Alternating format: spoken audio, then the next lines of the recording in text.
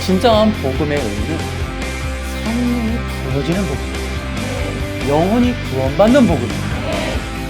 하나님의 말씀은 평화의 말씀입니다. 단 그리스도 안에서.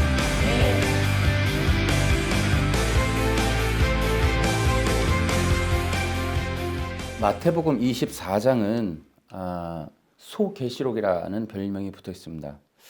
그리고 마태복음 24장은 종말에 대해서 예수님이 직접 말씀하시는 것인데, 마태복음 24장의 특징은 우주적인 징조, 그러니까 말세에 나타날, 마지막 날에 나타날 이 우주적인 징조에 대해서 말해주고 있고, 디모데후서 3장, 4장에 가면은 마지막 날 말세에 있을 사람들의 모습에 대해서, 사람들에게 나타나는 징조에 대해서 이렇게 얘기를 해주고 있습니다. 그래서 종말은 전 지구적인 그런 징조가 있고 사람들을 통해 나타나는 징조가 있다, 이렇게 얘기를 하고 있습니다. 지금 이제 모든 시간들이 성경이 예언한, 성경이 계시한 그 시간대로 그렇게 진행이 되고 있습니다. 그것이 바로 하나님의 시간표라는 건데요. 이제 사도행전 2장 17절에 가면은 말세라고 하는 표현이 나옵니다. 이 말세는 특별한 내용은 아니고요. last day, 마지막 날이라는 의미가 있습니다. 그리고 말세는 언제가 말세냐면 초림부터 시작해서 재림 때까지를 말세라고 합니다. 이 말에 대해서 이제 뭐 여러 가지 이렇게 뭐 말들을 하시는데, 여러분 의미는 간단합니다.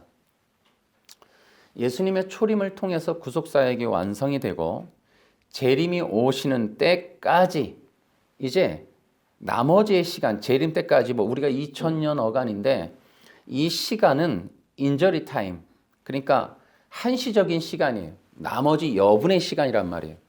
그래서 이 나머지 시간들을 어떻게 살 것이냐 하는 것들이 바로 이 말세 신앙이다라고 우리가 볼 수 있습니다. 그리고 이 마지막 날, 그러니까 이 말세에 대해서, 이 라스트 데이, 마지막 날에 대한 모든 것은 예수님이 하시는 말씀이나 성경은 재림에 대해서 말해주고 있습니다. 그러니까 말세라고 하는 것은 예수님이 오시고 부활 승천하신 다음에 마지막 주님이 오실 때까지 주님을 기다리는 신앙을 말세 신앙이다. 혹은 주님이 언제 다시 올 것이냐 하는 그 성취가 이루어지는 것이 바로 이 말세라는 진정한 의미입니다. 또한 이 말세 신앙이라는 게 뭐냐면은, 또 말세라는 의미는 다른 게 아니에요. 예수님이 오셔서 이제 부활 승천하시고 나서 예수님이 다시 오시는 그날 주님이 오시면 이제 심판을 하신단 말이에요. 그 내용이 마태복음 25장에 나옵니다. 신랑이 오시고 주인이 와서 계수를 하고 셈을 한단 말이에요. 이제 판단을 하시는 거죠. 맡기신 일에 대해서 자, 어떻게 했는가. 그래서 이 말세라고 하는 것은 주님이 오셔서 심판하시는 그때, 그러한 날들을 말하는 겁니다. 그러니까 말세의 성도, 말세의 신앙은 뭐냐면 주님을 기다리는 신앙, 주님이 오셔서 심판하시는 것을 인정하는 신앙, 주님이 오셔서 계수하시는 걸 생각하면서 주님의 명령을 준행하며 사는 신앙이 바로 이 말세 신앙이다. 그러니까 예수님이 오신 이후에 모든 나라, 모든 시대의 성도들은 말세 신앙을 갖는 거예요. 그러니까 때마다 항상 성도들이 주님 바라보는 그런 신앙을 가졌단 말이에요. 주님 어서 오시옵소서. 시대마다 항상 주님 빨리 와주세요. 주님 어서 오시옵소서. 주님을 기다립니다. 그래서 예수님이 오시고 난 이후부터는 계속해서 주님을 기다리는 그러한 시간들을, 그러한 신앙을 가지고 살았다는 것을 볼 수가 있습니다. 그래서 오늘 우리도 이제 여러 가지 이제 생각들을 좀 많이 하셔야 됩니다. 여러분 예를 들어 코로나가 왜 왔을까? 뭐 여러 가지 의미들이 있습니다. 뭐 이런 얘기에 대해서는 오해 소지가 있지만은 우리의 신앙을 바르게, 혹은 우리의 신앙을 성경적으로, 우리의 신앙을 근원적으로 뒤바꾸라는 하나님의 사인으로 받아들이는 것이 매우 중요하지 않나 이렇게 생각을 하고요. 어쨌든 우리의 신앙이 어떻게 되느냐? 주님을 기다리는 신앙으로 바뀌어야 된다. 또 우리의 신앙이 주님이 오셔서 계수하는 심판하실 것을 대비하고 염두하고 계산하는 신앙으로 바뀌어야 된다. 다시 말하면 주님 중심으로 바뀌어야 된다라는 것을 의미하는 것입니다. 자, 그래서 이제 저도 여러 가지 이제 우리가 복음을 전하고 있습니다만은 앞으로 물론 이제 지금도 그렇지만 앞으로 계속해서 우리는 이 종말론 또 계시록에 대해서 계속 같이 보면서 그와 아울러서 복음의 내용도 겸해서 이렇게 살펴봐야 될 것 같습니다. 이제 그래서 우리가 7년 대환란이 무엇이고 휴거가 뭐고 또 이 전천년설, 역사적 전천년설, 성경적 전천년설 또 이 천년 왕국에 대해서 백보자 심판에 대해서 새하늘과 새 땅에 대해서 이제 하나씩 우리가 천천히 살펴보도록 그렇게 하겠습니다. 그래서 우리가 이제는 여러분과 내가 계시록에 있는 복음을 배워야 한다. 우리는 진정한 복음을 바르게 알아야 되는데 여러분 주님이 다시 오신다는 이 계시록의 신앙만큼 복음적인 게 없어요. 그래서 계시록은 누구나 배워야 돼요. 그런데 문제는 이 가라지들 때문에 일반 교회에서 계시록 얘기하면 이단 잡히고 이단시하고 여러분 정말 저는 한국 교회가 가장 안타까운 게 진리를 잃어버린 거예요. 예전서부터 우리가 교회에서 뭔가를 이렇게 진리를 말하면 성령을 말하고 또 유월절, 새언약 이런 걸 말하면 전부 이단시했다는 것. 그래서 교회가 진리 부분을 얘기를 하면 이단시 되다 보니까 오히려 교회에서 삼박자 축복, 오박자 축복, 오중 축복 이런 걸 전하면 좋은 교회, 능력 있는 교회, 배워야 할 교회, 정통교회, 바른 교회 여러분 이런 어리석고 어이없고 기가 막힌 일들이 대한민국 교회에서 벌어졌다는 거죠. 이걸 생각하면 진짜 가슴 아픈 일입니다. 가짜를 얘기해야 진짜로 받아들일 수밖에 없는 세상. 가짜를 얘기하는데 정통이라 말하고 인본주의를 깔아버리는데도 은혜로운 복음이라 정말 좋은 설교라고 얘기하는 그런 일들이 대한민국에 많이 벌어졌다는 부분이 제가 사역을 몇십 년 해오면서 그 어간에 느끼는 정말 가슴 아픈 일이 바로 그런 겁니다. 그러다 보니까 여러분 국민일보에 나온 칼럼에도 뭐가 돼 있었습니까? 신천지가 왜 사람들에게 인기가 있는가? 그 이유 중에 하나가 거기 뭐 공동체성이 있다, 뭐 성경을 가르친다, 뭐 내용이 거기에 뭐가 나옵니까?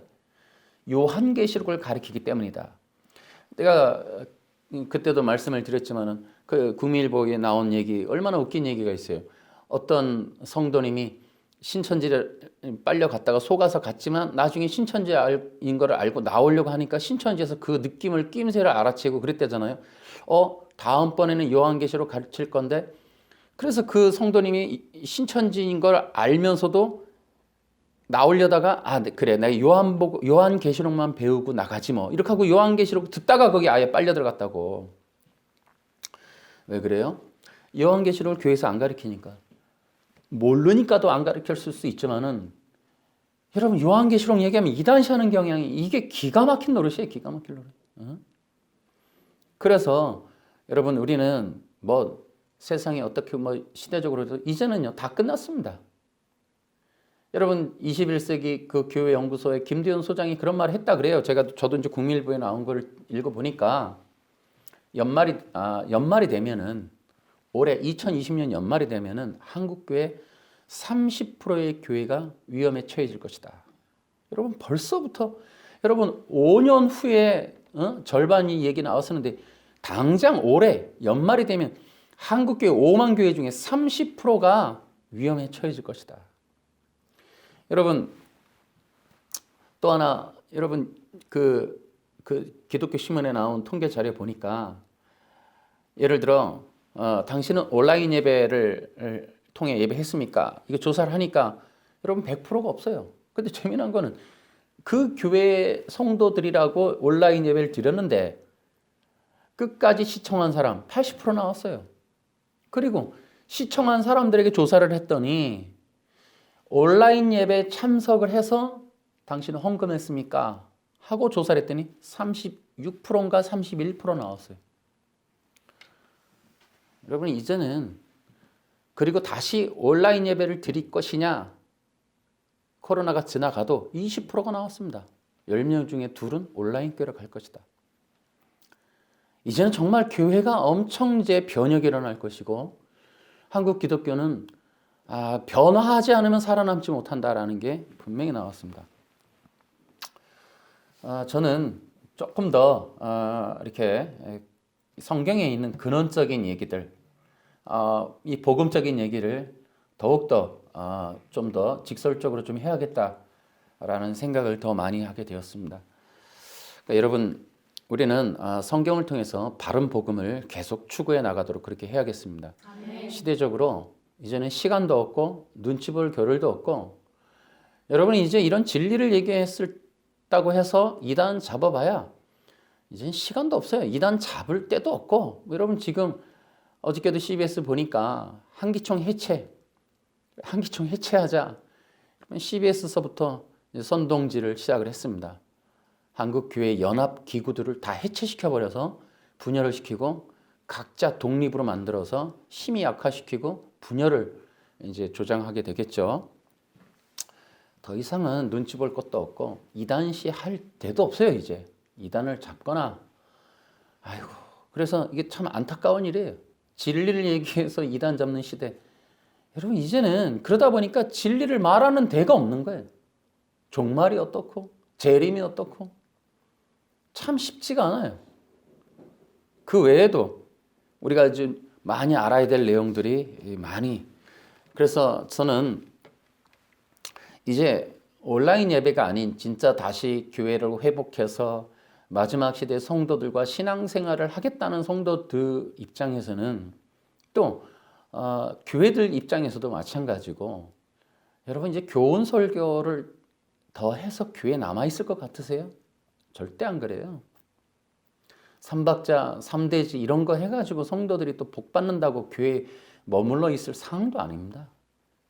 이제는 성도들도 진리를 배우기를 좀 부탁을 드리고, 교회가 진리를 전하지 않는 거, 여러분 세상에게 희망이 없는 거예요.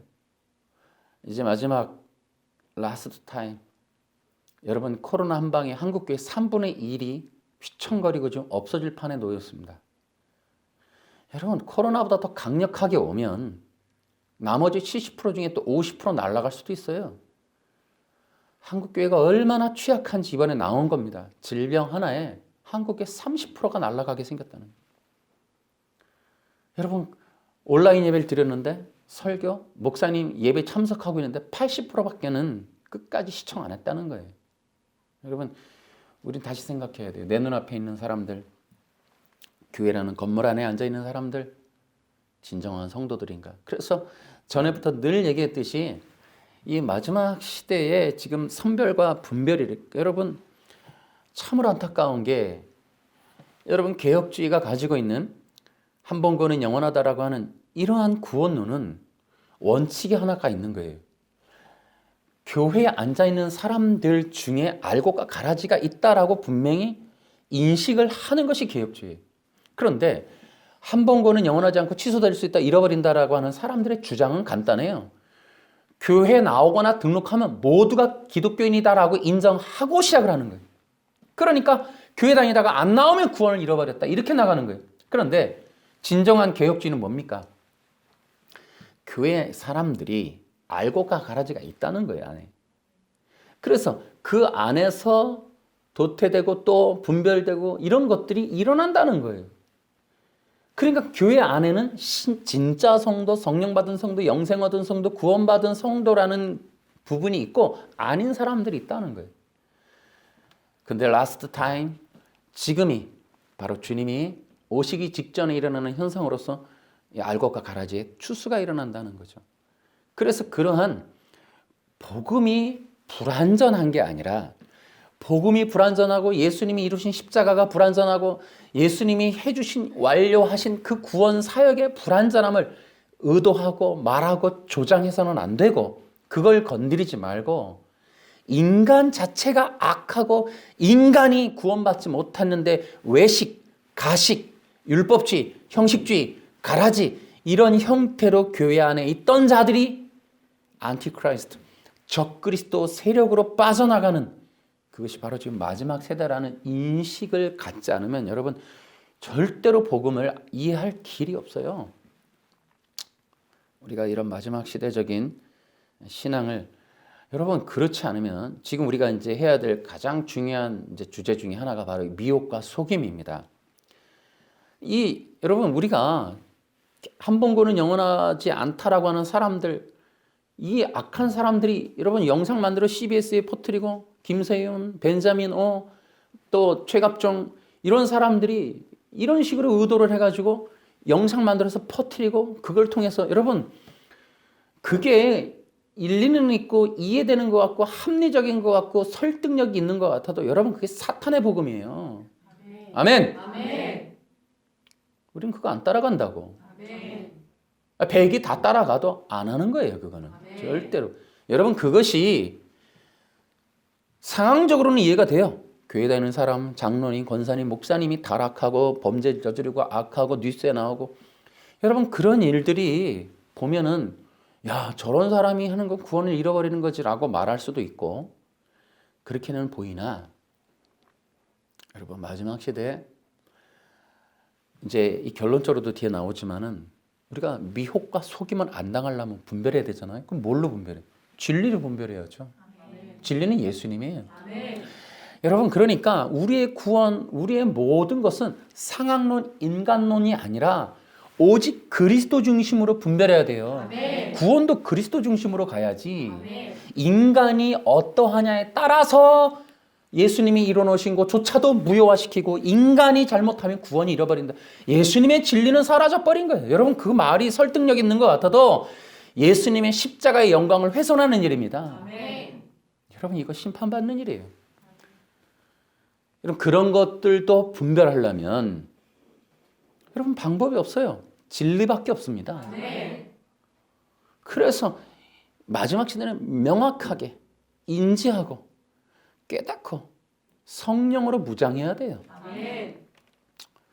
여러분 그것이 뭐 큰 차이가 아닐 수 있죠. 여러분 그렇지 않아요.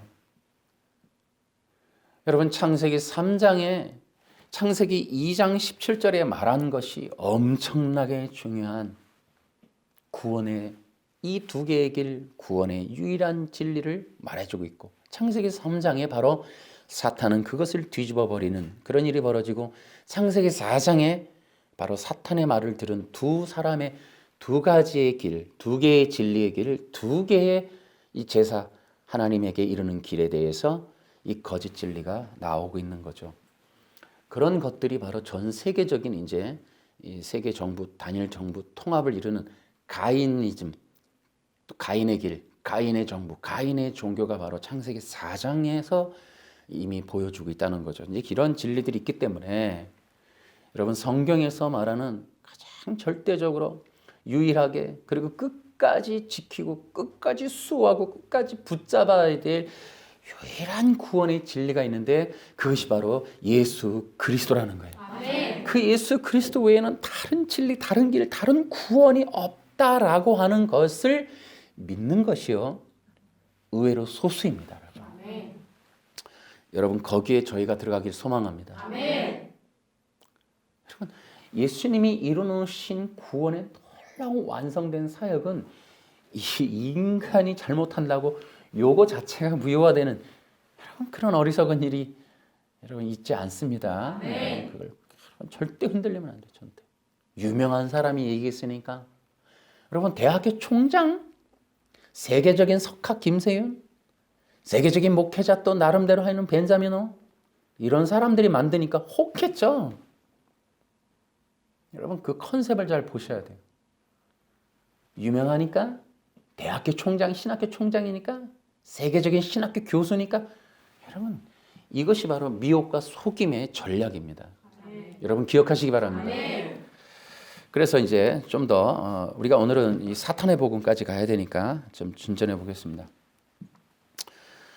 마태복음 24장에 나오는 전 지구적인 말세의 징조에 대해서 우리가 조금 살펴보려고 하는데요. 그 정리를 좀 해드리면 이제 한 10가지인데요. 제가 한번 불러드릴게요. 마태복음 24장을 빌미로 해서 나타나는 세계적인 지구적인 징조. 첫 번째는 적그리스도가 등장한다는 거예요. 전 세계가 중계방송되는 가운데 알아볼 수 있는 적그리스도가 등장한다. 적그리스도의 정체는 미혹하는 자입니다. 두 번째, 민족과 민족이 일어나는 전쟁이 있을 것이다. 세 번째 지구적인 징조는 질병과 지진입니다. 네 번째는 이스라엘이라는 민족이 세계적인 박해를 받아요. 다섯 번째는 세계적인 거짓 선지자가 일어나요. 제 예측으로는 이것이 교황이지 싶어요. 여섯 번째는 사람들이 전 세계적인 특징이나 이 종교 자체가 재미난 게 하나님의 뜻과 하나님의 말씀을 무시하는 현상, 이런 것들이 일어나는데 이것이 바로 이제 동성애라든지 이런 게 전 세계적인 현상이 일어나요. 하나님의 말씀을 꺾어버리는 일들, 그런 것들이 문화적으로 전 세계를 뒤덮을 것이다. 일곱 번째, 사람들의 마음에 사랑이 식어질 것이다. 여덟 번째, 그 적그리스도와 이스라엘의 가짜 평화 조약이 맺어질 것이다. 아홉 번째는 이제 그 평화 조약과 아울러 대환란이 이제 시작이 될 것이다. 열 번째, 복음이 전 세계에 전파되는 것이 완성이 될 것이다. 예, 이것이 바로 마태복음 24장에 나오는 전 지구적인 징조의 내용입니다. 여러분, 그러한 많은 현상들 중에서도 이제 우리가 그런 걸 보고 준비를 하면 되는데, 특이한 현상 중에 하나는 적그리스도와 거짓 선지자의 등장이에요. 전쟁이나 지진이나 질병이나 이런 것들은 현상적으로 또 지구적인 어떤 재앙, 환경의 재앙, 또 이런 것들이지만은 이건 사람이 나타나는 거예요. 근데 그런 사람들이 나타나는 것과 동시에 우리가 피부적으로, 우리가 직접적으로 당해야 되는 일이 뭐냐 하면 속임이에요, 속임. 그러니까 적그리스도가 나타나는데, 적그리스도가 나타나서 무엇을 하느냐? 속인다는 거예요, 전 세계를. 거짓 선지자가 나타나는데 전 세계를 속이는 거예요. 이렇기 때문에 우리가 어떻게 돼요? 미혹과 속임을 깨달아 알아야겠죠. 그것을 분별해야 되는 거예요. 그러니까 우리는 이제 적그리스도의 정체도 알아야 되고 거짓 선지자의 정체도 알아야 돼요. 근데 예를 들어 내가 지금 뭐 교황일 수도 있지 않겠냐 했지만, 여러분 그게 중요한 게 아니에요. 적그리스도를 알아보는 방법은 그가 무슨 말을 하는지를 보면 아는 거예요. 그러니까 그가 무슨 말을 하는지를 하는데 그게 거짓말이지 라는 것을 분별을 하려면 진짜를 알고 있어야겠죠. 그리고 어떻게 해요? 분명히 적그리스도가 나오면 이런 말을 할 것이다, 거짓 선지자가 나오면 이런 말을 할 것이다 라고 하는 그 원리를 알고 있어야 돼요. 그랬더니 우리가 기억하고 있는 통계대로 그런 말을 하네? 그런 거 보니 저기는 적그리스도고 저희는 거짓 선지자가 맞네 라는 것을 이해할 수 있겠죠. 아멘. 그렇기 때문에 이제 우리는 이런 내용들을 분별할 수 있는 그런 실력을 우리가 좀 갖춰야 돼요. 여러분, 그렇기 때문에 이제 적그리스도가 나타나는 그런 부분들에 있어서 좀 성경에 어디에 나와 있냐면 이게 데살로니가 후서 2장에 나와 있어요. 한번 찾아보세요. 형제 여러분, 우리 주 예수 그리스도께서 다시 오시는 것과 그분 앞에서 우리 모두가 함께 모이게 될 그 시간에 대해 여러분에게 몇 마디 하려고 합니다. 예언이나 말씀 혹은 우리가 보냈다고 꾸민 가짜 편지를 가지고 주님의 날이 벌써 왔다고 떠들어대는 사람들 때문에 흔들리거나 두려워하지 마십시오. 누가 뭐라고 해도 속지 마십시오. 사람들이 하나님을 거역하고 지옥에 속한 악의 자녀가 나타날 때 주님의 날이 임할 것입니다. 그는 신이라고 부르는 것과 사람들이 예배하고 섬기는 것들을 다 없애버릴 것입니다. 그리고 그 모든 것들 위에 올라 지배하려고 할 것입니다. 심지어는 하나님의 성전에 들어가 그곳에 앉아서 자기가 하나님이라고 주장할 것입니다. 이 일들은 내가 여러분과 함께 있을 때 모두 말했던 것들인데 여러분 기억하지 못합니까? 이 악의 자녀는 지금 어떤 힘에 의해 사로잡혀 있으나 적절한 때에 풀려나게 될 것입니다. 이미 악의 세력이 세상 가운데 슬며시 나타나고 있지만 아직은 어떤 힘에 의해 눌려 있습니다. 그를 누르고 있는 힘이 다른 곳으로 옮겨질 때까지 꼼짝 못하고 있다가 마침내 이 악한 자는 그 모습을 드러낼 것입니다. 하지만 영광 중에 오시는 주 예수님께서 그분의 입에서 나오는 입김으로 그를 죽이고 말 것입니다. 자, 그 다음에 그는 사탄의 힘을 빌어서 큰 능력을 보일 것입니다. 많은 거짓 기적과 표적을 행하는 것은 물론 진리를 사랑하고 따르기를 거부한 사람들을 자기 편으로 끌어들이기 위해 온갖 꾀를 사용할 것입니다. 만약 이들이 진리를 따랐다면 구원받을 수도 있었을 것입니다. 이들이 진리를 따르는 것을 거부했기 때문에 하나님께서는 그들이 진리를 떠나 헛된 것을 좇아서 잘못된 길로 가도록 내버려 두셨습니다. 그렇기 때문에 진리를 믿지 않고 죄 짓는 것을 즐기는 사람들은 심판을 받게 될 것입니다. 아멘. 아멘. 여러분 이러한 사탄이 누가 뭐래도 뭐라고요? 속지 마십시오. 악에 속한 자녀가 나타날 것이다. 근데 그들이 나타나는데 여러분 누가 뭐래도 속지 말라는 거예요. 여러분 속임은 전 세계적인 현상이 될 거예요. 그래서 여러분 이들은 어떠한 세력이 세계적이라는 것은 개인이 아니라는 거예요. 어떠한 전 세계적인 세력, 전 세계적인 종교, 전 세계적인 목적과 힘을 가진 존재. 지금으로서는 지금 다시 일어날 어떤 세력이기보다 지금 현재 존재하고 있는데 실체를 감추고 있는, 그러면서 준비하고 있는, 때를 위해서 지금 밑작업을 하고 있는 어떤 세력이 아닐까. 지금 현존하는 어떤 세력이 있지 않을까. 저는 그게 로마 카톨릭이라고 저는 생각이 들어요. 물론 뭐 또 다른 세력이, 내가 모르는 세력이 있을 수 있겠지만은 그래더라도 로마 카톨릭이 배제되지는 않을 거예요. 어떤 식으로라도 로마 카톨릭은 연결되어 있을 가능성이 많죠. 그렇기 때문에 이들은 전 세계적인 조직과 힘을 가지고 있고, 그래서 그들의 말과 그들의 어떤 방법은 사람들을 현혹하게 매우 정교한 그러한 일들일 수 있다. 그런 방법일 수 있다라고 생각도 합니다.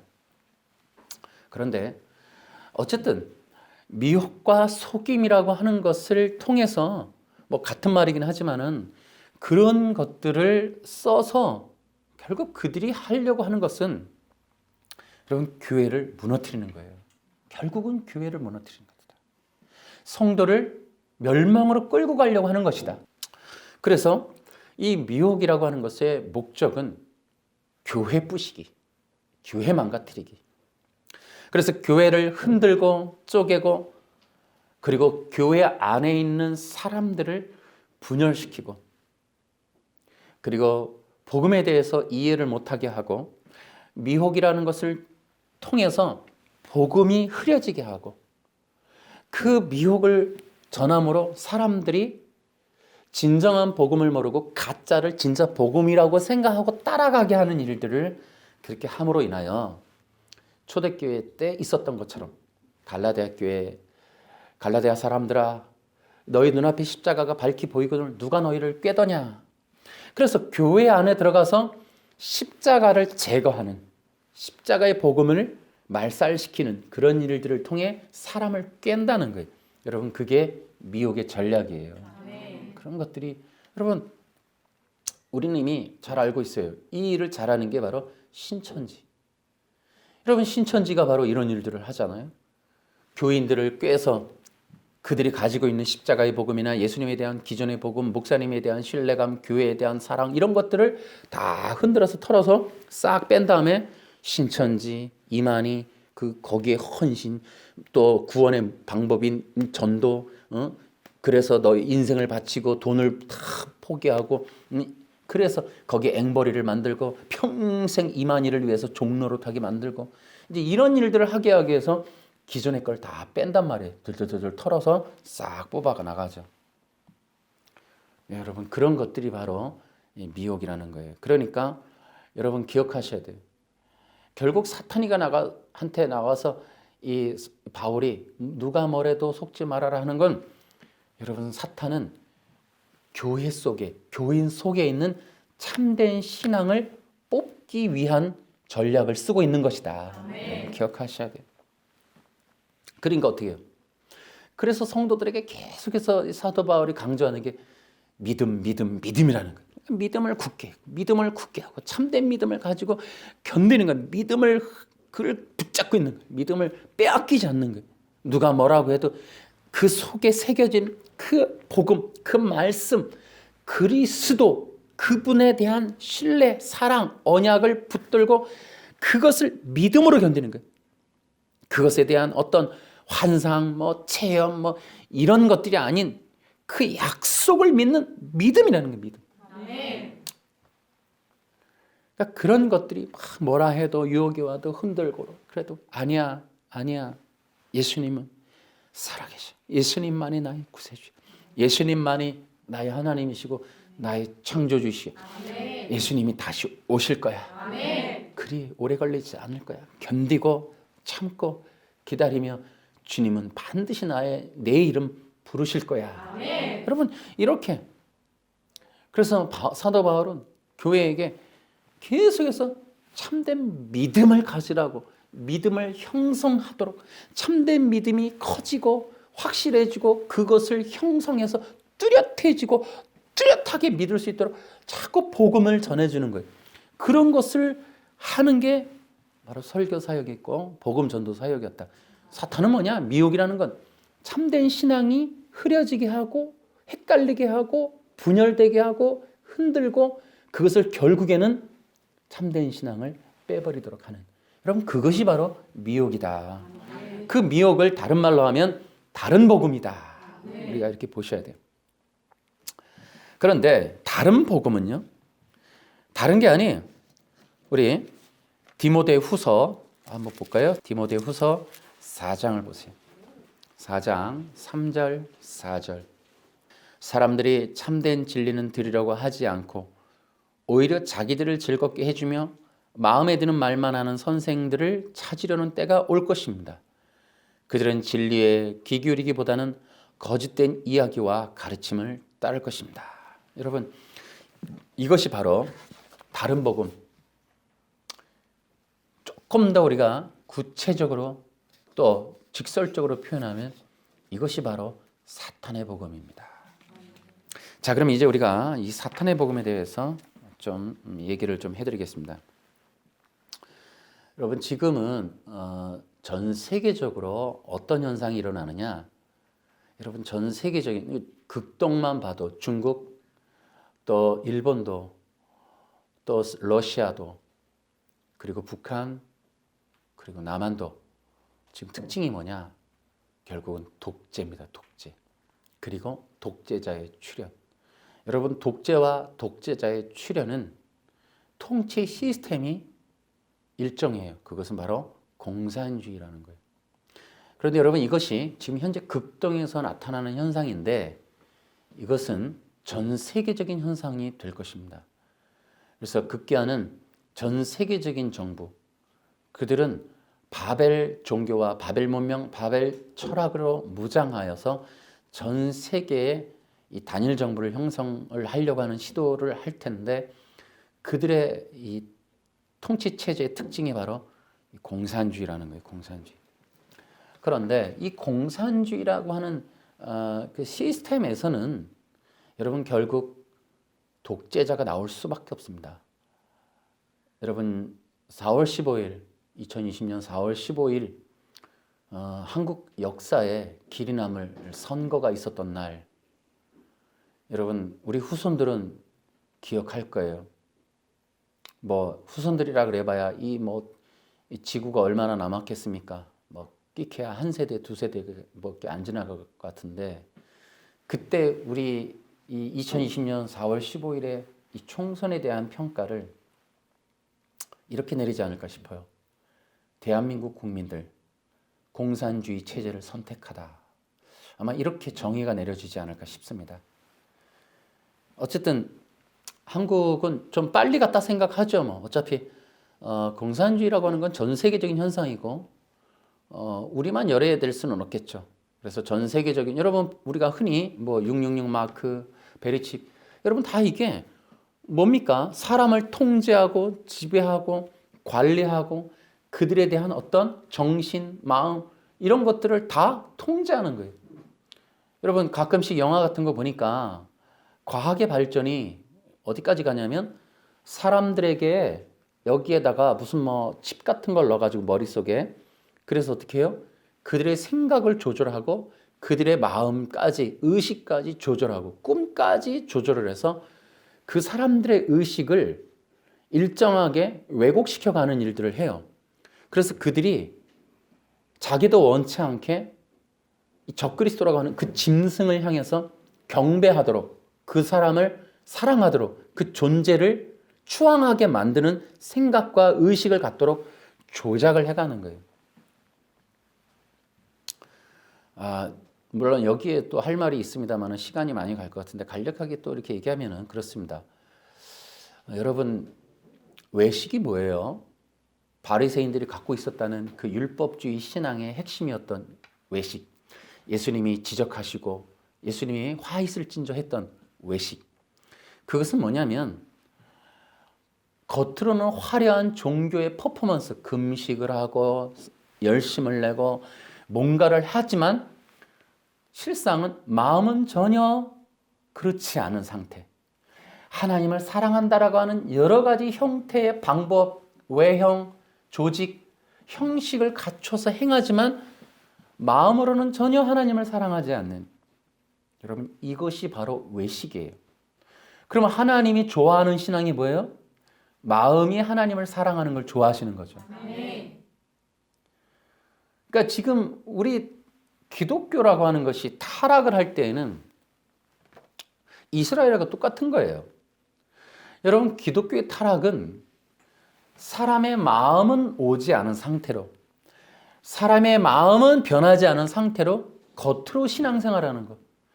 교회가 사람이 되게 많아. 근데 마음은 하나님이 없어. 교회 중심에는 하나님이 없어. 하나님을 사랑하고 경배하고 하나님의 십자가만을 바라보고 하는 그런 일들이 아니라 교회에 사람이 그냥 많이 모여 있는 것. 여러분 이게 종교 타락이에요.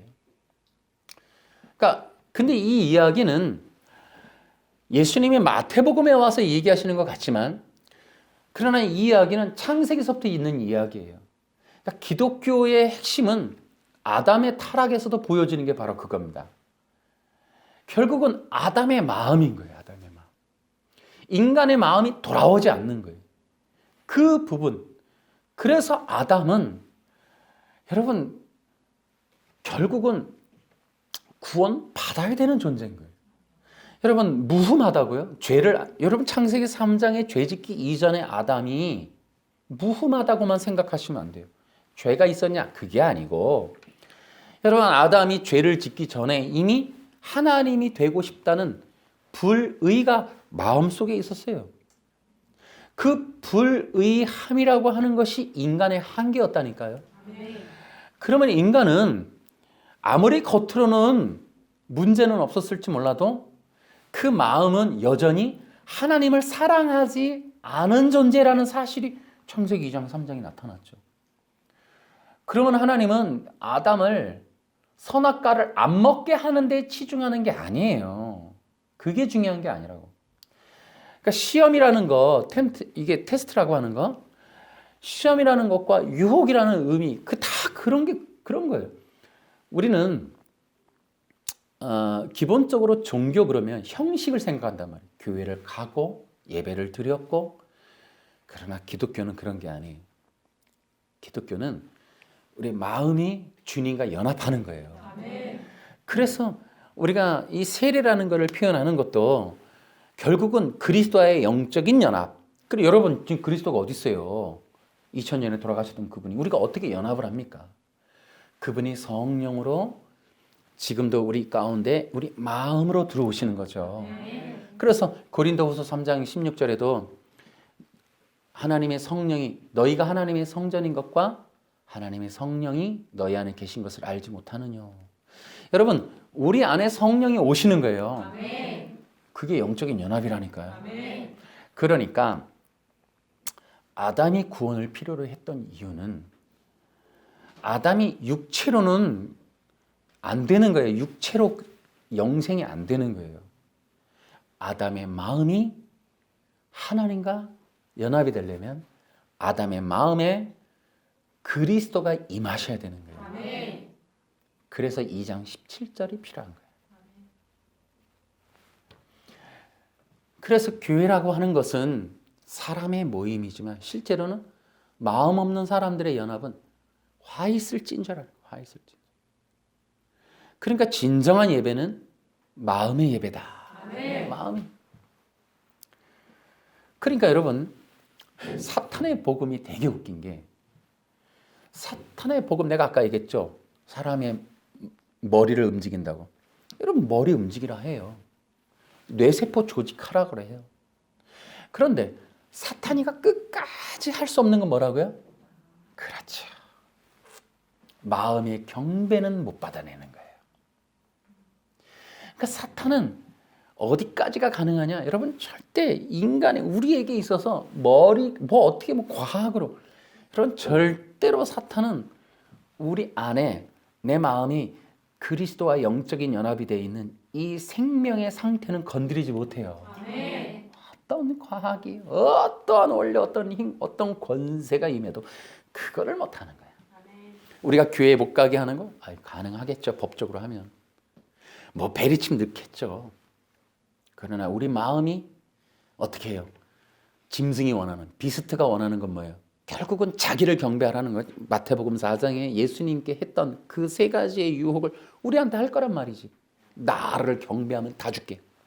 그런데 여러분, 우리는 성령 받음의 이 놀라운 충격적인 기적이 뭐냐? 여러분, 우리는 절대로 우리 스스로 비스트를 경배 못해요. 왜? 성령이 가만두지 않는다니까요. 그러니까 미혹과 속임의 한계가 거기 있는 거예요. 우리를 속일 수는 있어도 우리의 마음까지는 못 움직여요. 머리를 조작을 하고 뇌를 어떻게 하고 칩을 넣는다 하고, 여러분 하라 하세요. 그래서 기억하셔야 돼요. 이 사탄의 복음은 결국은 독재자, 비스트, 그를 경배하도록 만드는 일이란 말이에요. 그런데 여러분, 성령 안에 그리스도와 영적인 연합이 이루어지지 않은 자들은 다 따라가게 돼 있어요. 다 속게 돼 있어요. 그러한 진리를 거부한 사람들은 결국은 아담과 똑같아서 육체에 원하는 소욕대로 가게 돼 있거든. 그런 것이 바로 미혹입니다. 그러니까 진정한 복음이 뭐냐? 여러분, 진정한 복음의 의미는 성령이 부어지는 복음이에요. 영혼이 구원받는 복음이에요. 오직 예수 그리스도와의 영적인 연합이 이루어지는 복음입니다. 이게 생명의 복음이에요. 근데 그와 반대되는 것이 바로 사탄의 복음. 이 사탄의 복음은 그래서 재미나요. 전 세계적인 현상이 공산주의일 것이고, 그래서 전 세계적인 독재자가 나올 것이고, 그 속에 적그리스도의 활동이 있을 것이고. 그런데요, 그러다 보니 그들이, 여러분, 전 세계를 통치해야 되는 이념이라는 게 필요한 거예요. 그럼 무엇으로 그들을 하나로 만들 것이냐? 근데 결국 그들이 전 세계를 하나로 만들 수 있는 유일한 방법은 종교입니다. 종교. 사람들의 정신을 한 곳으로 모으는 힘은 종교에 있는 거예요. 종교. 그래서 전 세계에 있는 종교를 통합을 하는 거예요. 그래서 하나의 어떤 원리를 뽑아내는데 간단하겠죠. 뭐냐? 독재자를 하나님이라고 믿고 따르도록 만드는 종교 있겠죠. 그 종교를 위해서 그래서 그들이 하나의 이념을 통일시키도록 성경을 다시 쓰는 거예요. 그 성경이 바로 사탄의 성경이겠죠. 사탄의 바이블. 그래서 그 바이블에는 가짜 복음이 들어갈 거예요. 그런데 그 가짜 복음 안에 있는 내용은 우리가 이미 예측이 가능해요. 예측이. 왜냐? 창세기 3장에 이미 너무나 확실하게 나와 있단 말이에요. 그래서 사탄의 복음이 뭐가 들어가 있는지를 우리가 잘 알아요. 그 사탄의 제작된 사탄이 그래서 지금 교황도 성경 다시 쓰자고 얘기하고 거짓 선지자니까. 그 다음에 중국의 시진핑도 성경 다시 쓰고 있어요. 지금. 전 세계적인 독재자의 특징이 여러분 그 북한에 뭐 있어요? 주체사상이 있어요. 성경을 흉내낸 김일성이라는 한 정말 이 말종을 인간 쓰레기를 인간 사탄마귀를 신이라고 경배할 수밖에 없도록 전 인민을 쇠뇌시키는 가짜 복음. 그게 주체사상이죠. 독재자들의 특징이 그거예요. 독재자들의 특징이 하나님을 왕이라고 섬기려고 하는 우리의 이 성경을 없애버리고 여러분 공산주의 보세요. 성경을 다 불태우고 성경 가지고 있는 사람 다 죽이고 지금 중국도 그렇고 북한도 그렇죠. 여러분 옛날에 동구 유럽의 로마니아 다 그랬어요. 러시아 성경 다 불태워버렸죠. 일본도 그렇죠. 왜 그래요? 여러분 일본 애들도 천황을 섬긴단 말이에요. 그래서 구약이 부담스러워요. 그래서 일본 기독교가 50만 명도 채 안 되는 1억 5천의 인구의 기독교 인구는 50만 명도 채 안 되는. 그래서 동경이나 이런 데 가면 교회를 찾는다는 게 거의 불가능한 상태. 왜 그래요? 여러분 그들이 가지고 있는 기독교는 구약이 없는 기독교. 천황을 태양신으로 섬기는 것도 인정되어지는 기독교. 어리석은 우상 숭배에 불과한 거죠. 이제 이런 일들이 우리나라에도 이제 들어오는 거예요. 그래서 한국인들, 특히 한국에 있는 근본주의 기독교를 향해서 드디어는 이제 공산주의라고 하는 것을 통해 이제 한국 기독교 근본 이 그리스도의 십자가의 복음을 말살하려고 하는 전 세계적인 이 거짓 선지자들과 적그리스도가 지금 움직이고 있다는 거예요. 그래서 한국에 있는 복음을 말살하기 위해서 이제 독재자가 출현할 것이고 이 독재자는 자신의 말, 자신의 생각이 법이 되는 그래서 자신이 왕이 되고 자신의 생명의 통로가 될 거라고 하는 그래서 배급, 곧 인민의 수령자이신 독재자가 공급해주는 그 음료, 음식을 먹고 그것이 곧 생명이라고 하는 것으로 통제하려고 하는 다른 사탄이라는 거죠. 하나님이 아닌 사탄. 그 사탄이 자신이 하나님을 대행한 인도, 보호, 공급자라는 것을 위해서 배급이라는 걸 하는 거예요. 배급. 그에게서 오는 거예요. 그러니까 그 모든 음료와 음식을 받고 어떻게 해요? 그 독재자를 추앙하고 그에게 감사하고 그를 경배할 수밖에 없고 어떻게 해요? 그를 의존하도록 그의 손길만을 의존하도록 만드는 정확한 사탄의 모형이 독재자입니다. 독재자. 이런 일들을 가능하게 할 수 있는 유일한 방법은 전 인민을 쇠뇌시키는 방법. 전 인민을 쇠뇌하려면 전 인민을 통제할 만한 가짜 바이블, 가짜 이념을 만들어내야 돼요. 종교를 대체한 그런 방법들. 그런 것들이 바로 어떤 가짜 바이블이라는 거죠. 그 바이블 책의 이름은 동일하게 하나입니다. 전 세계에 있는 그 성경 가짜 바이블의 이름은 영어로 하면 휴먼, 우리로 말하면 인본주의가 되겠습니다. 자, 이것이 바로 이 휴먼이라는 것이 바로 전 세계에 제작되고 있는 성경의 이름입니다. 그 휴먼은 창세기 2장 17절에 이미 경계하셨던 악이라고 하는 선악의 악이 바로 휴먼이었고 또 창세기 3장에서 사탄이가 인간에게 제시했던 절대 진리, 거짓 진리 두 가지 육체 영생과 지상 낙원을 보장해주는 두 가지의 강력한 힘을 준다라고 하는 원리, 인본, 휴머니즘. 그래서 이 사탄의 복음인 이 인본주의는 이 여자의 후손에 오실 길을 가로막고 인간이 구원받는 길을 막고 하나님의 나라가 이 땅에 임재하는 걸 가로막는, 그것을 목적으로 하는 그러한 가짜 복음이 휴머니즘입니다. 여러분, 그래서 예수님 초림 때 있었던 바리새파 율법주의자들이 바로 인본주의자들이에요. 그랬더니 어떻게 해요? 예수님의 초림을 가로막죠. 예수님이 못 오시도록 걷어내버리죠. 예수님의 사역을 가로막고 구원 사역을 가로막는 일들을 바로 이들이 했단 말이죠. 여러분, 이것이 바로 지금 전 세계에 퍼져나가는 미혹이에요. 미혹. 그래서 이 네 가지를 가지고 전략적으로 움직입니다. 이 미혹의 내용은 결국 미혹은 다른 거 아니에요. 결국 그들이 미혹이라고 하는 건 진정한 그리스도의 복음을 대체한 사탄의 복음을 계속 주입하는 게 바로 미혹이에요. 사탄의 복음에 들어가 있는 내용은 이런 겁니다. 그 사탄의 복음으로 나오는 거는 네 가지의 복음이에요. 크게는 첫째는 그리스도 없는 인간 중심의 복음. 두 번째는 죄와 사망에서의 구원이 없는 형통의 복음. 그 다음에 천국 영생, 천국 가는 하나님 나라의 영생이 아닌 육체 영생의 복음.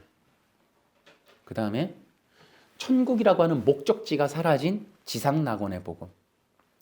이런 것들이 바로 사탄의 복음의 내용입니다. 그리고 이런 것들은 창세기 3장에 잘 나와 있는데요.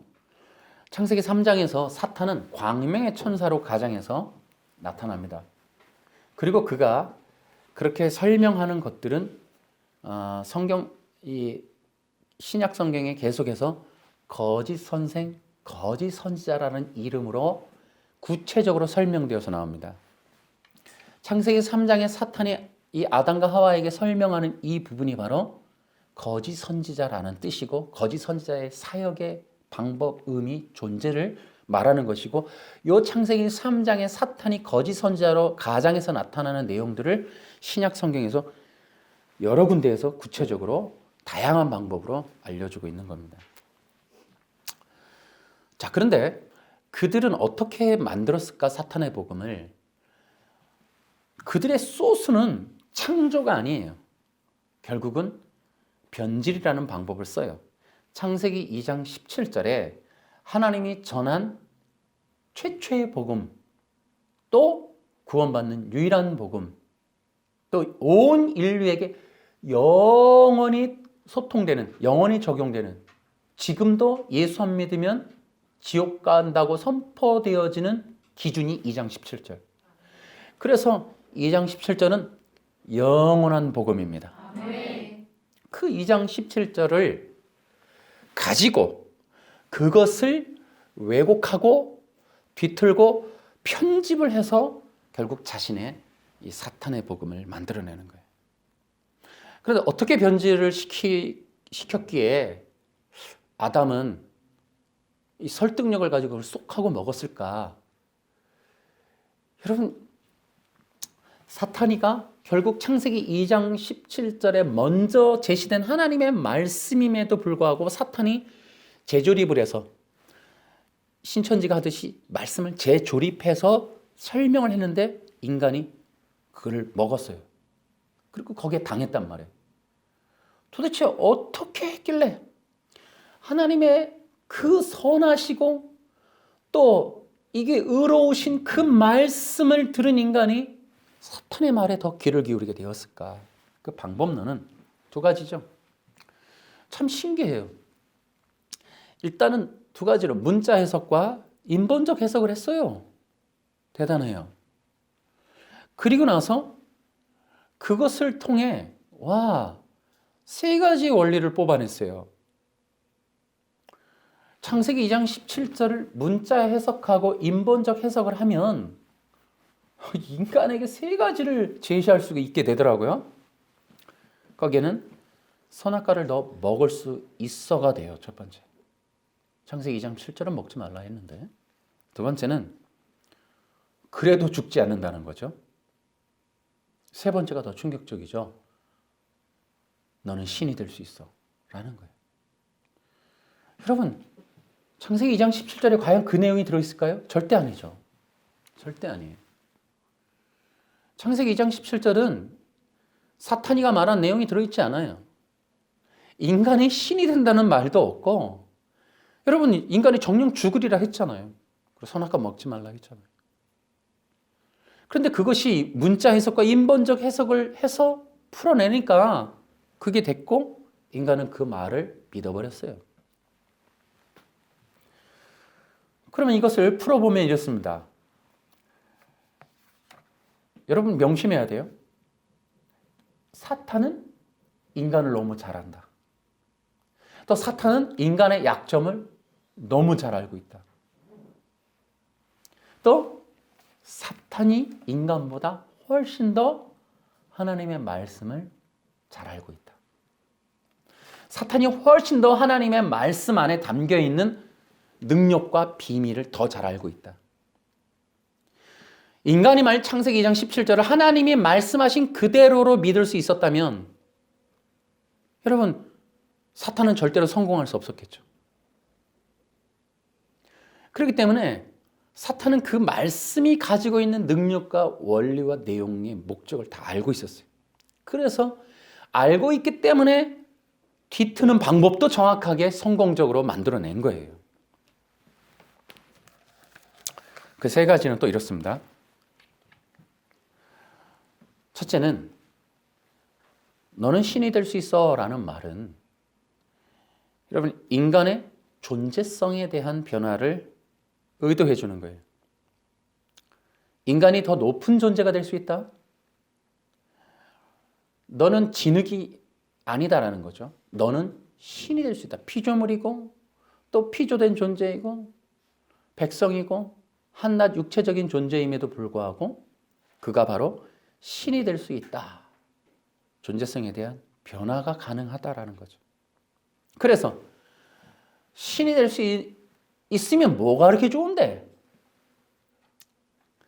하나님의 말씀에 대한 순종이 아닌 인간의 말, 생각, 의식, 마음대로 살 수 있게 된다는 거죠. 그러는 존재는 딱 하나밖에 없어요. 생각과 말대로 살 수 있는 존재는 왕밖에 없어요. 왕밖에.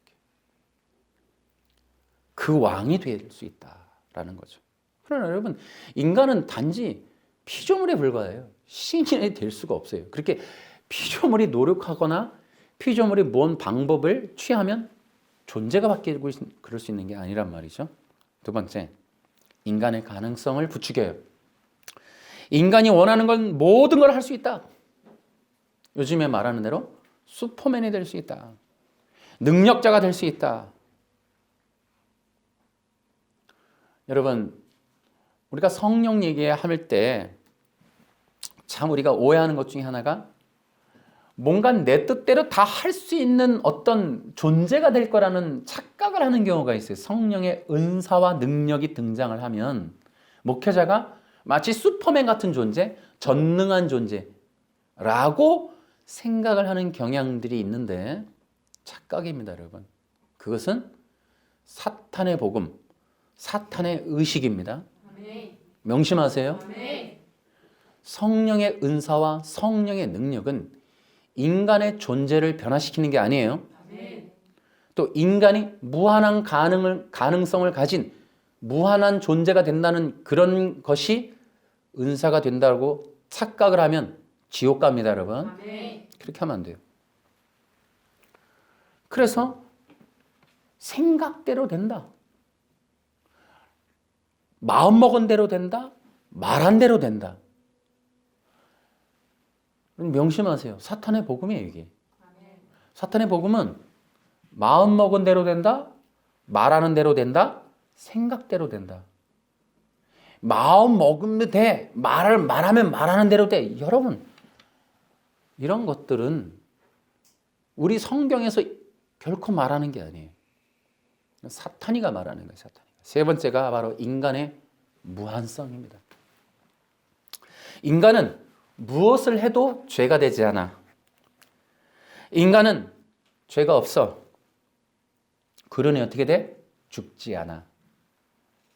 그러니까 인간은 이 땅에서 육체 영생할 수 있어. 인간은 무엇이든지 할 수 있다라고 하는 그런 무한성을 그렇게 얘기를 해줍니다.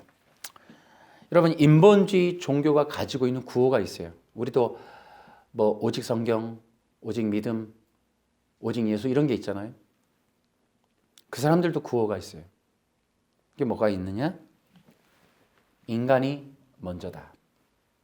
뭐 여러분이 들어봤을 말로 바꾸면 사람이 먼저다. 그리고 그들은 여러분 기억하세요. 사탄의 복음이 전 세계에 여러분 이런 식이에요. 전 세계를 통일시킬 수 있는 사람들의 생각을 하나로 묶을 수 있는 강력한 인본주의 구호가 있어요. 그게 바로 평화와 인권이에요. 평화라는 말로 전 세계가 이제 종교화됩니다.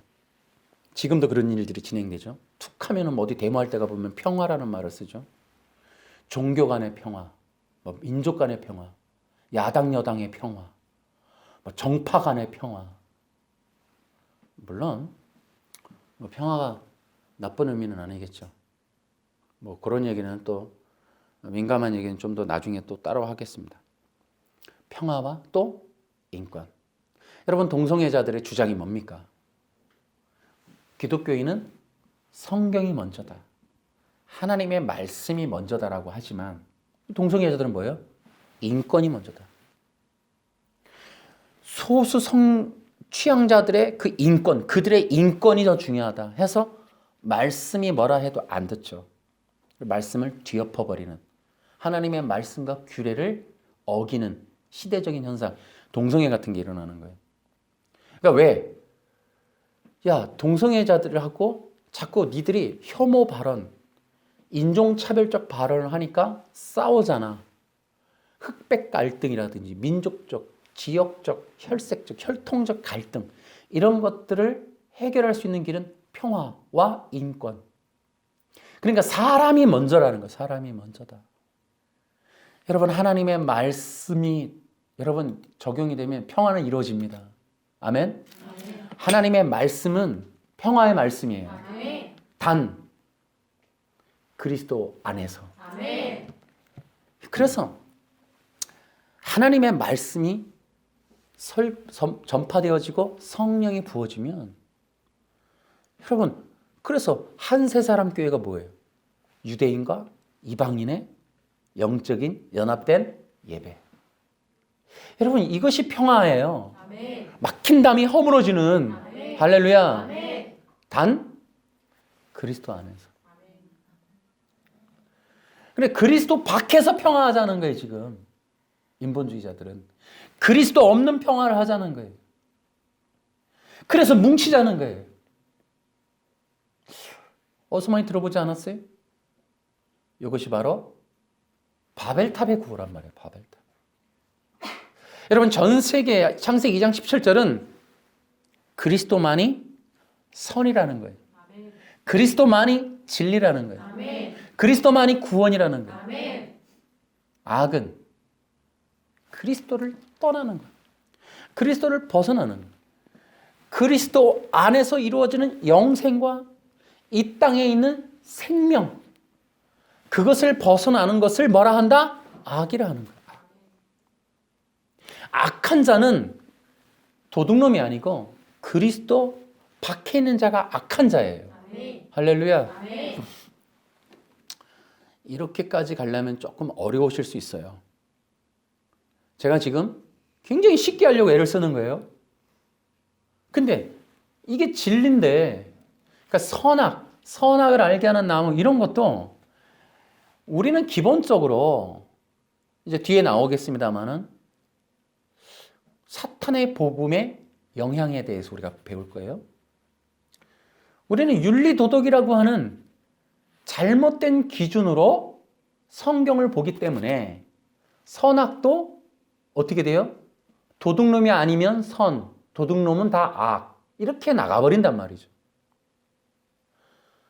따라해서 해볼까요? 성경은 영원한 구원의 책이다.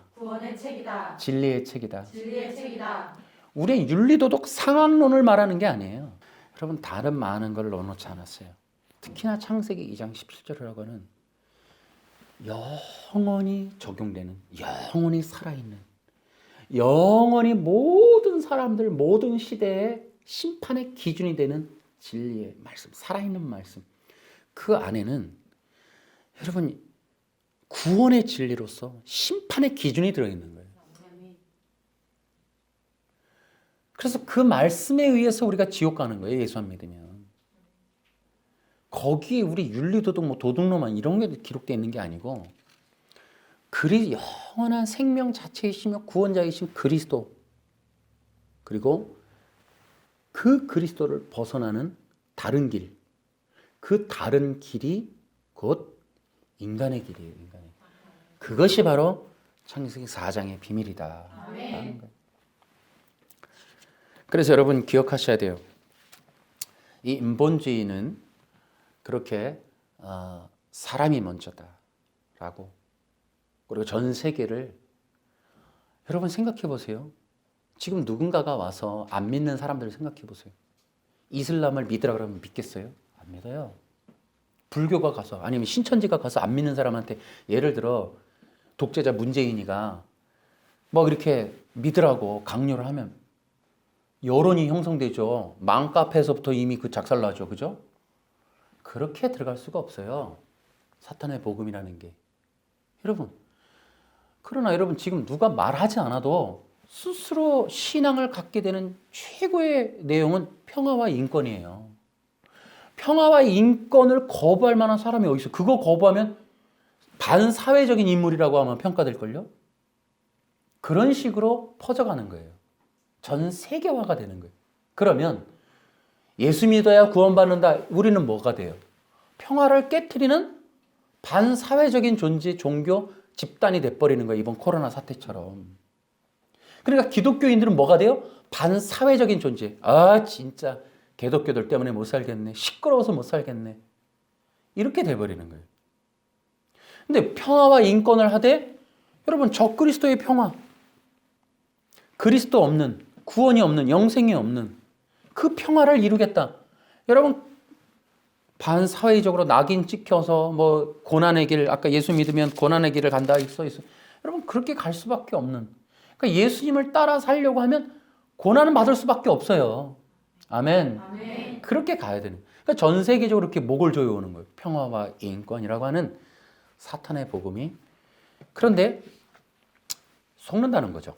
그러니까 수많은 사람들이 현란한 그러한 유명한 또 예쁜 혹은 세련된 굉장히 친절한 굉장한 어떤 현대화된 그런 방식, 사람들, 시스템, 그러한 것들로 포장해서 평화와 인권이 오는데 그걸 거부하는 사람들은 반사회적인 존재가 돼버리겠죠.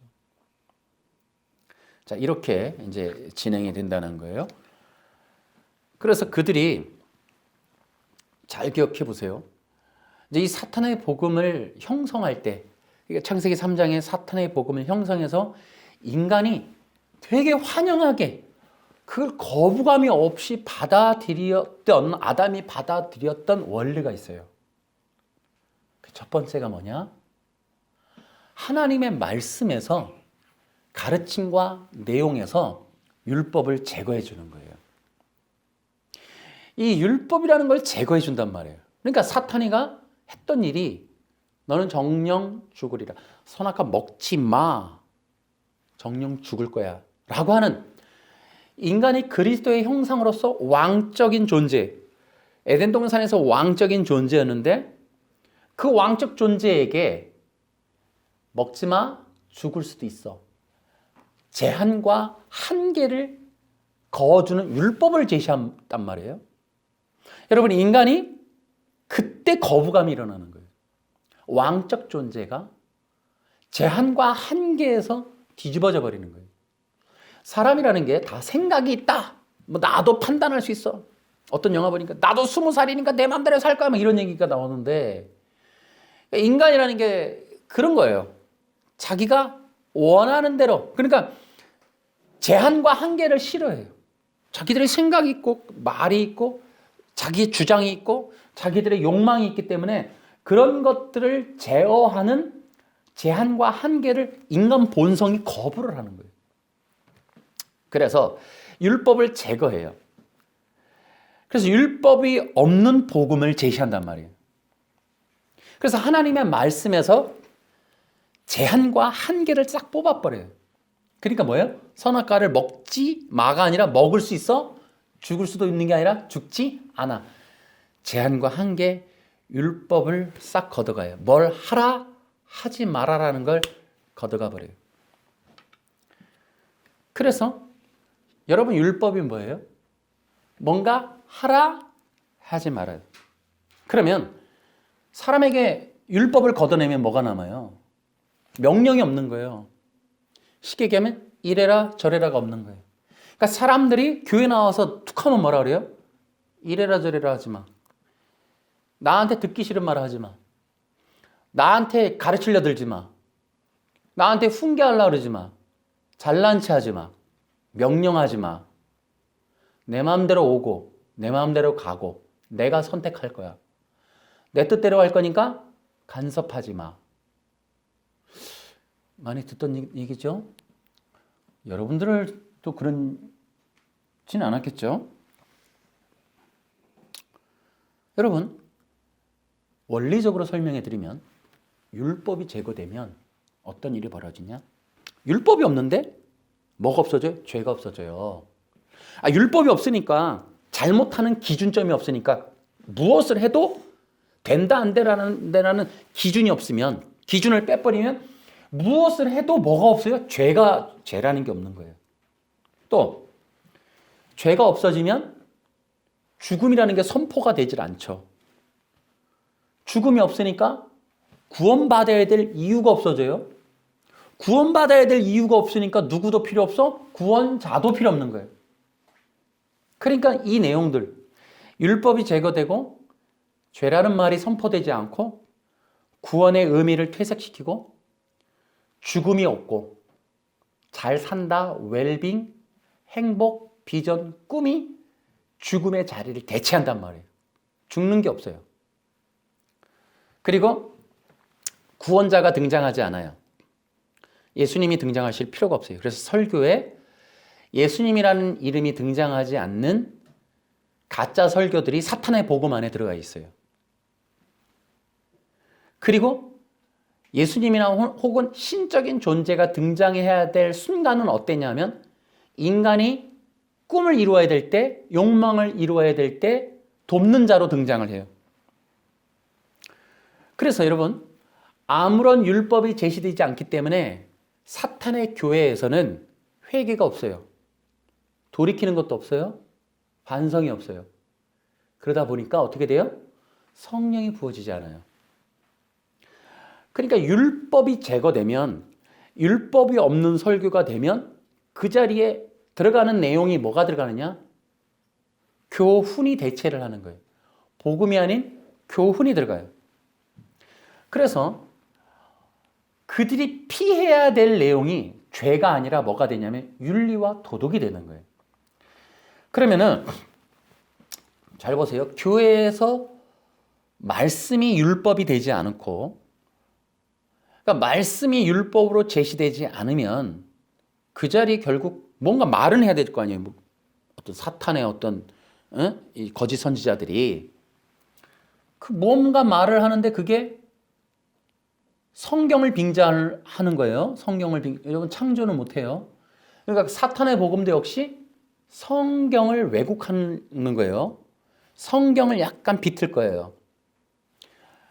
그런데 그 사람들이 제시할 때 여러분 윤리와 도덕으로 제시가 돼요. 율법이 빠지면. 그러면 어떻게 되냐면은 자, 윤리와 도덕이 예를 들어 여러분 선하게 사셔야 됩니다. 착하게 사셔야 됩니다. 라고 할 때 성도들이 들을 때 기준점을 어디에 윤리와 도덕이니까 그러면 사람들이 흔히 말하는 윤리와 도덕이라는 게 뭐가 되냐면 도둑질, 살인, 강간 뭐 이런 거란 말이죠. 자, 그러면 여러분 교회에 앉아 있어요. 지금 사람들이. 그러면 대다수의 사람들은 이 큰 네 가지의 항목, 세네 가지의 항목에 걸려요, 안 걸려요? 안 걸리잖아요. 교회에 있는, 여기 좀 교도소가 아니고 교회라면, 그러면은 듣는 사람들이 자기 얘기로 들어요? 남 얘기로 들어요? 남 얘기로 듣죠. 우화나 신문에 나오는 특정한 사람들이나. 그러면 교훈과 도덕 설교가 선포되어지면 사람들이 죄책감을 느껴요, 안 느껴요? 안 느껴요. 웬만한 살인자가 어디 있어요? 텔레비에 나오는 연쇄살인범이나 N번방 뭐 이런 사건에 교회 교인들이 대부분, 물론 있는 사람이 있을 수 있지만 비교적 사람들은 그런데 안 걸린단 말이에요. 그러면 남 얘기를 듣죠. 윤리와 도덕으로는 회개와 책망과 죄책감이라는 게 있을 수가 없어요, 교회 안에서. 살인, 강간, 도덕질, 칼부림, 뭐 버닝썬 같이 마약 이런 것들을 통해서 그렇게 안 하는 삶을 잘 사는 신앙으로 자꾸 얘기를 한단 말이에요. 그렇지 않은 삶을 추구하게끔 그런 삶을 바라보고 그렇게 착한 사람 되기, 선한 사람 되기, 선행하는 사람으로 몰고 가는 게 도덕과 윤리 설교라고요. 그렇게 결심하고 나는 괜찮으니까 이렇게 되는 게 도덕과 윤리 설교예요. 그래서 어떻게 되냐면 회개와 죄책감은 다른 사람이 하는 거. 나는 거기로부터 열애돼서 안심하게 되는 상황. 아, 나는 아직 내가 회개할 게 없고 죄책감이 좀 오지 않아. 그러니까 어떻게 돼요? 사람들 속에 나는 잘 믿는 사람, 나는 구원은 안전한 사람, 나는 좋은 신앙인, 나는 건강한 신앙인, 나는 하나님 앞에 안심해도 될 사람, 이런 식으로 간단 말이에요.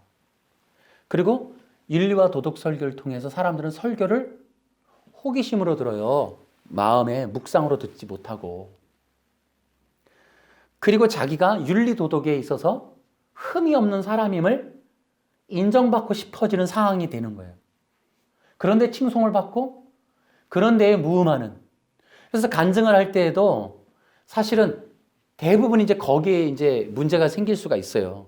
예를 들어 그런 부분을 안 하는 것에 사람이 뭐 나는 그거보다 좀 낮은 수준의 죄를 회개하면서 이제 돌이켰음을 자랑하는 윤리 도덕에서 돌이켰음을 그걸 간증이라고 한단 말이에요.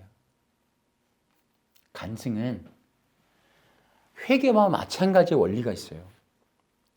여러분 진짜 성령이 역사하는 회개는 반드시 뭐가 들어가야 돼요?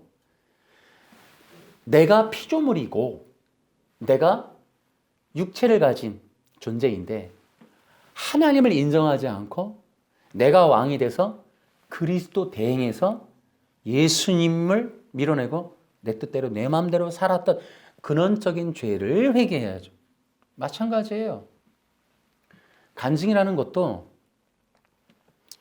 내가 욕을 많이 했습니다.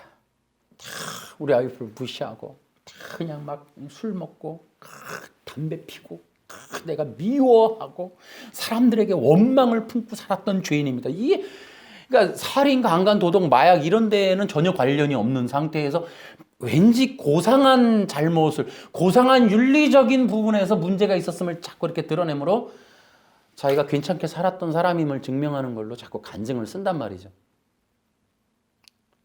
그게 얼마나 허망한 일인지. 여러분 예수님 없는 회개, 예수님 없는 간증. 정말 교회가 써먹을 수 있는 최대치의 윤리 도덕이죠. 여러분 그런 것들을 분별할 수 있기를 바랍니다. 아멘. 여러분 제가 이렇게 지금 사탄의 복음에 대해서 얘기를 했어요. 자, 율법을 제거해 준다 그랬죠. 두 번째는 하나님의 뜻과 성품을 오해하게 만들어요. 여러분 이런 말이 있어요.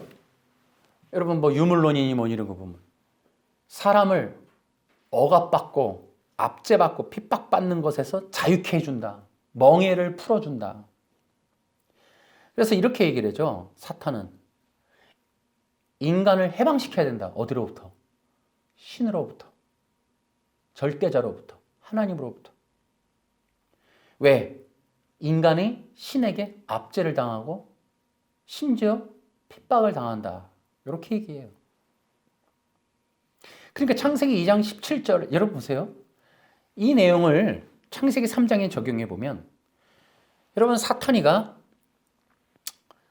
결국 인간에게 거기에 나와 있지 않지만 세상에 말하는 유물론 공산주의자들의 주체사상을 빌어서 얘기하면 인간을 신으로부터 탈출시켜야 된다. 자유케 해야 된다. 신의 압제로부터 벗어나게 해줘야 된다.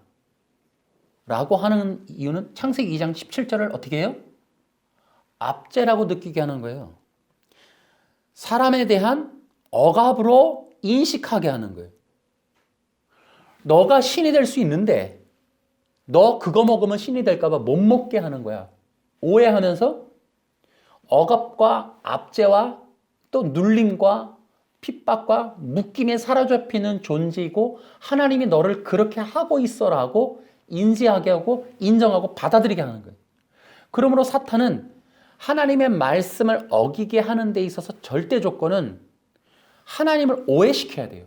하나님의 말씀의 뜻을 곡해해야 돼요. 그러니까 하나님이 2장 17절을 준 것은 하나님의 선하신 의도, 즉 영생을 주시기 위한 것과 하나님의 나라를 주시기 위한 것임을 오해해서 그걸 모르게 하고 그것은 아예 배제시키고 인간이 원하는 걸 못하는 걸. 그래서 여러분 어떤 사람들이 그러죠. 일이 잘 틀어지면 하나님 어떻게 나한테 why me? 왜 나한테 이러십니까? 왜 내가 원하는 것만 하지 못하게 하십니까? 이게 인간 본성에 들어있거든요. 그러니까 인간이 사탄에게 속을 때 바로 그거예요. 내가 하나님한테 지금 억울하게 당하고 있다. 억울한 마음, 억울한 심정. 그래서 인간이 하나님에게 억압당하는 거예요. 그러니까 창세기 2장 17절은 인간을 위한 게 아니라 하나님 당신을 위한 거잖아요. 나를 노리객감으로, 나를 종으로 노예로 삼으려고 그런 거잖아요. 하나님 당신 그래요, 내가 경배해드릴게. 당신이 경배하고 나는 그러면 종이니까 그래 나는 이렇게 살고 하나님 당신만 잘 되면 됐지 뭐. 계속 오해를 하는 거예요. 그리고 왜 내가 하려는 것만 막으십니까? 왜 내가 좋아하는 것만 못하게 하십니까? 왜 내가 원하는 걸 이루지 못하게 막으시는 겁니까? 도대체 당신은 왜 그러시는 거야? 하나님 어디 있습니까? 막 이렇게 해야 한단 말이죠. 그러니까 늘 인간에게 하나님이란 방해하는 자, 억압하시는 분, 묶는 분, 절대자인데 회방하는 사람, 회방하는 존재, 나 잘 되는 거 막으시는 분, 이렇게 가는 거예요. 창세기 3장이 그렇게 했단 말이에요. 너가 신이 될 수 있는데 그거 먹으면 하나님 너 그거 알고 못 먹게 하는 거야 라고 하는 거죠. 그래서 하나님의 뜻과 계획과 마음을 오해시킨단 말이에요. 여러분 진정한 복음은 뭐예요? 거꾸로 하면 진정한 복음의 효력은 뭐로 미쳐야 돼요? 하나님의 성품, 의도, 계획, 그분의 선하신 의도들을 해설해주고 그러니까 인간의 속에 있는 응어리진 하나님에 대한 오해, 곡해, 잘못된 마음들을 풀어주는 게 바른 복음의 효력이에요. 아멘. 여러분 이런 일들을 하기 위해서 설교라는 시간을 하나님이 주시는 거예요. 다른 거 하라는 게 아니고. 그래서 우리는 설교를 통해 하나님의 의도가 선하시다는 것. 하나님이 광야로 이스라엘 백성을 보내실 수밖에 없으셨다는 것. 때때로 사도 바울의 기도를 들어주실 수 없다는 것. 그런 의도들에 대해서 곡해하지 아니하고 하나님의 뜻에 yes sir 순종과 충성하겠습니다. 왜? 내 뜻에는 안 맞아도 내 기도에는 안 맞아도 하나님 당신의 선택, 하나님의 계획, 하나님의 의도, 하나님이 하려고 하는 지금 이 순간 나에게 결정하시는 일들에 대해서 인정하고 받아들이겠습니다. 왜? 하나님은 생명의 성령의 법이라 나는 내 욕구대로 원하고 이루어지길 바라고 꿈꾸고 기도했건만 하나님은 나에 대한 계획이 법칙이라 나를 영원한 생명과 천국으로 인도하실 수밖에 없는 생명의 성령의 법이시라서 내가 그것에 따라갈 수 없는 기도와 따라갈 수 없는 꿈들을 꾸거나 마음을 먹거나 하려고 했던 것들이 있었기 때문에 내 기도에 거부하셨고 안 들어주셨던 것을 받아들이겠습니다. 결국 내 기도가 응답되지 않았다는 건 하나님의 계획이 결국은 완전한 길에 성취되게 하시려는 하나님의 의도이심을 받아들이겠습니다. 이러한 것들을 아담에게 바라는 거죠, 하나님이. 이것이 바로 이제 고난과 역경에 대한 내용이 되겠죠. 하나님이 우리를 광야로 내보내시는 이유, 광야를 지나며 노래도 있잖아요.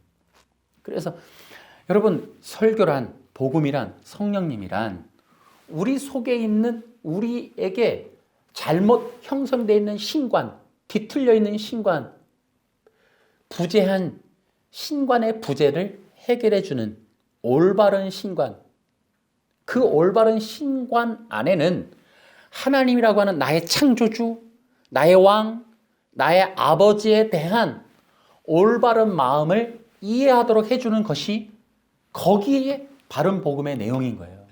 할렐루야. 이 내용이 마태복음 25장, 이제 우리가 얘기하려고 하는 그 내용이 바로 마태복음 25장이에요. 그래서 그 비유들은 결국은 신랑에 대한 오해와 곡해, 잘못된 마음들을 어떻게 보여주느냐 하는 거예요. 미련한 자들, 실패한 자들의 모습이 얼마나 절대자와 나의 주권자와 나의 언약자에게 향하는 마음이 뒤틀려 있는가를, 그래서 그 마음이 올바로 돼 있는 자들이 마지막 시대에 주님을 만날 수 있는 영생의 길로 들어가는 그런 새 아담들의 후손일 것이다 라고 하는 그 내용이 들어가 있는 거예요. 그러니까 결국은 하나님 종말 때 주님의 재림을 맞이할 사람들은 주님의 마음에 합한 자들, 곧 주님을 올바로 이해하고 받아들이고 수용하고 인정하고 믿고 따르는 자들일 것이다. 아멘. 그래서 여러분, 우리는 설교라는 시간을 통해, 예배라는 시간을 통해 여러분 찬송가 얼마나 은혜로워요. 주님의 성품을 다이렉트로 찬양하는 다윗의 장막의 시대, 주님 당신의 엔카운터, 만남을 통한 얼굴과 얼굴을 맞대는 내용들이 요즘엔 대부분의 찬양들이에요. 그러한 찬양들을 이제 부르면서 우리가 행진하는 것이, 여러분 그것이 바로 우리가 얼마나 신부단장하는데 중요한 방법인지 몰라요. 그래서 우리의 복음은 어디까지 가야 되냐? 굉장히 중요한 요소예요. 하나님의 뜻과 마음과 성품을 바르게 이해하고 받아들이고 그분의 선하심을 찬양하고 경배하고 높이는 데까지 가야 돼요. 아멘. 여러분, 하나님의 선하심을 찬양하길 바라요. 아멘. 하나님의 뜻은 흠이 없으세요. 아멘. 하나님의 계획은 절대로 불완전하지도 않고, 여러분 하나님의 말씀과 하나님의 율법은 우리를 억압하거나 압제하거나 누르거나 묶으시려는 게 아니라, 여러분 하나님의 말씀의 뜻은 요한복음에 우리에게 예수님을 믿고 구원을 얻고 영생을 주시기 위함이에요. 아멘. 그게 하나님의 말씀이, 창세기 2장 17절엔 두 가지, 하나님의 나라와 그분의 영원한 생명을 주시기 위한 것이 하나님의 계획입니다. 아멘. 그것이 바로 하나님의 뜻이에요. 아멘. 할렐루야. 아멘. 그것이 이제 성경에 기록되어 있는 것들이에요. 우리가 그것을 기억하시기 바랍니다. 아멘. 그러니까 여러분, 하나님을 올바로 이해하지 못하면 우리는 절대로 신랑을 맞을 수가 없다는 거예요. 아멘. 할렐루야. 아멘. 그것들이 바로 이제 이 사탄의 이 복음이 만들어진 원리가 되는 거예요. 그러면 우리는 이런 것들을 이제 마지막으로, 길지만 우리 하나만 더 할게요. 예를 들어 제가 이제 이렇게 쭉 얘기를 했는데, 여러분 우리가 왠지 이 내용들이 낯설지가 않아요. 어디선가 들어본 것 같지 않아요? 죄송한 얘기지만 우리 시대의 수많은 설교들이 인본적 설교가 아니라고 누가 말할까? 이런 생각이 들어요. 여러분, 그래서 제가 여러분이 좀 분별할 수 있도록 사탄의 복음의 특징을 간략하게 정리를 해봤어요. 몇 가지로. 그러니까 사탄의 방법은 아까도 얘기했듯이 문자 해석과 인본적 해석이에요. 이것을 어떻게 녹아내는가, 어떤 식으로 쏟아내고 있는가, 그 틀이 있어요. 예를 들어 우리가 흔히 말하는, 여러분 이거 하나하나 다시 봐야 되는데 기복주의와 또 율법주의가 있겠죠. 그런데 이런 것들을 어쨌든 방식을 이렇게 볼 수 있어요. 한 세네 가지로. 첫째, 인물설교. 성경에 나와 있는 인물 중심의 설교가 대부분 인본적이거나 문자 해석일 가능성이 높아요. 거기 위험성이 따릅니다. 두 번째는 여러분 인물들 설교를 통해서 대부분 문자 해석과 인물 설교를 통하면 결과물은 반드시 행위의 강조, 종교적 행위의 강조로 나옵니다. 이건 대부분이 그리스도의 복음이 아닙니다. 그러다 보니까 설교의 내용이 대부분 사람들이 어떻게 살았는가에 대한 윤리와 도덕으로 갈 수가 있어요. 이런 부분들도 여러분 우리의 복음은 아니에요. 그 다음에 또 하나는 이 인간의 욕구 욕망의 성취의 방법을 제시하는 것들, 이런 것들이 대부분 우리의 복음이 아닙니다. 그래서 여러분들이 이제 이런 것들을 좀 알고 계셨으면 좋겠고, 제가 이런 걸 얘기하는 게 아까도 얘기했듯이 재림의 징조 가운데는 미혹이라는 게 있어요. 미혹은 불신자들의 대중들을 속이려는 게 아니에요.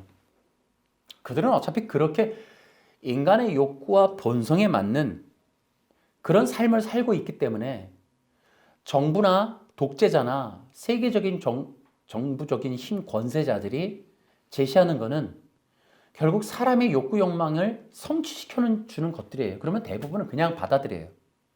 중요한 거는 진짜 성령 받고 예비되고 복음으로 살아가야 될 진정한 이 그리스도인들이 문제인 거예요.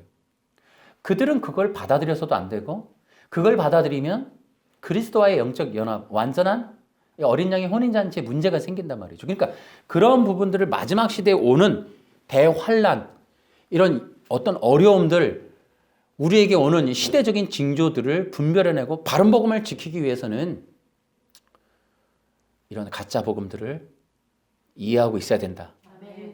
그런데 그게 어느 정도냐면 저는 생각해요. 이제는 좀 극단적인 수준까지 여러분들이 좀 생각을 해야 돼. 그러니까 그전에는 그러려니 했지만 이제는 아예 우리가 끊어내고 그런 걸 대적할 뿐더러 분명히 그리스도의 복음이 아니라면 우리는 선을 그어야 돼요. 제가 좀 심하게 말을 못하겠지만은 우리가 분별을 하게 되면은, 여러분 예를 들어 성도가 죄를 지으면 구원이 취소된다. 우리는 아니라고 보죠. 하나님이 원하는 건, 물론 앞에 얘기가 필요하지만 결론적으로 얘기하면 우리가 하나님이 원하는 거는 예수 믿다가 죄 지으면 취소, 이게 아니란 말이에요. 하나님이 우리를 어디까지 사용하시려고 하느냐면 우리가 죄의 지배에 있었단 말이에요. 우리가 죄에 벗어났죠. 그 우리가 성장을 하게 되면 이제는 죄와의 싸움을 넘어서서 죄를 대적하고 통치하는 데까지 나아가는 거예요. 하나님이 원하는 건 죄를 짓고 소극적으로 구원을 취소시키는 게 아니라 우리 성도들을 죄와 전쟁케 하는 거예요. 죄를 이기는 거예요. 죄를 통치하는 거예요. 죄를 정복하는 거예요. 우리가 그렇게 하기를 원하세요. 그래서 그렇게까지 잘하게 하시는 게 성령님의 역할이라니까요.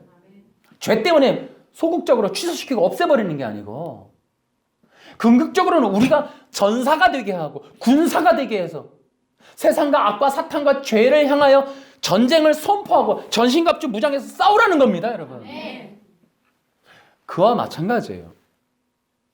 이제는 여러분 소극적으로 우리가 거내고 분별하는 정도로 머물러서는 안 돼요. 싸워야 돼요.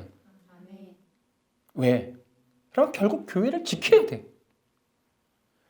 우리가 교회를 다니는 정도가 아니라 교회를 지켜야 합니다, 여러분.